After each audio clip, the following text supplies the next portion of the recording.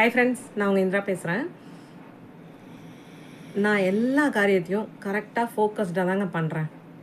ஆனாலும் எனக்கு ரிசல்ட்டே வரல அப்படின்னு நிறைய பேருக்கு டவுட் இருக்குது. அப்போது நம்ம என்ன பண்ணுறோம் அப்படின்னா, முழு முயற்சியோடு எல்லாம் பண்ணி முடிக்கிறோம். ஆனால் அதோட ரிசல்ட் எப்படி வரணும்னா இம்மீடியட்டாக வரணும்னு நினைக்கிறோம். இப்போ நம்ம இந்த விஷயத்த பண்ணி முடித்தோன்னா உடனே அதோட ரிசல்ட் வந்து பாசிட்டிவாக வந்துடணும். வரலை அப்படின்னா ரொம்ப கவலைப்பட ஆரம்பிச்சிடுறோம். ஒருவேளை இது வராதோ, ஏன் இப்படி நிறைய யோசனைகள். அப்போது இதுக்கு வந்து பேர் வந்து முரண்பாடுன்னு சொல்லுவாங்க. இந்த முரண்படுதல் அப்படின்றது நம்ம மனசுக்குள்ளே வந்த நிமிஷத்தில் அது க்ரியேட் பண்ணுற அந்த எனர்ஜி, சக்தி, வைப்ரேஷன் என்ன பண்ணுன்னா நம்மளுக்கு வரப்போகிற ரிசல்ட்டை நிப்பாட்டி வச்சிரும்.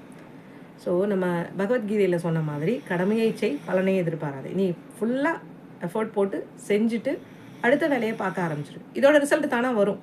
இதோட ரிசல்ட் வருமான்னு நம்ம வெயிட் பண்ணி உட்கார்றப்போ நம்மளோட எண்ண அலைகள் என்ன ஆகுதுன்னா, ரிசல்ட் சரியாக வருமா வராதா அப்படின்ற முரண்பாட்டுக்குள்ளே போகிறப்போ அந்த முரண்பாடு க்ரியேட் பண்ணுற எனர்ஜி, வைப்ரேஷன் வந்து நம்மளுக்கு நடக்க போகிற நல்ல விஷயத்தை தடுத்து நிப்பாட்டுது. அப்போ நம்மளோட எண்ண அலைகள் தான் நம்மளுக்கு நடக்க போகிற நல்ல விஷயங்களை தடுக்குது அப்படின்றது தான் இங்கே சொல்ல வந்த பதிவு.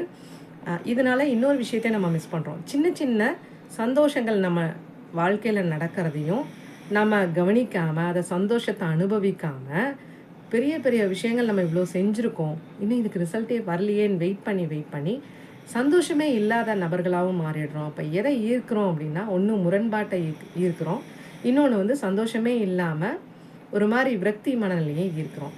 ஸோ இதெல்லாம் தேவையில்லை. சின்ன சின்ன சந்தோஷங்கள் கிடைக்கிறப்போ அதை ஃபீல் பண்ணி சந்தோஷப்படுறப்போ அதிக சந்தோஷங்கள் ஈர்க்கப்படும் அப்படின்றத ஞாபகம் வச்சுக்கோங்க. ஸோ சின்ன சின்ன சந்தோஷங்களை மிஸ் பண்ணிடாதீங்க எப்பயுமே. அதுதான் பெரிய சந்தோஷங்களை அடையிறதுக்கும் உங்களுக்கு உதவி பண்ணும். நீங்கள் பிளான் பண்ணி அதை நீங்கள் உங்களோட கோலை, லட்சியத்தை அடையலாம்.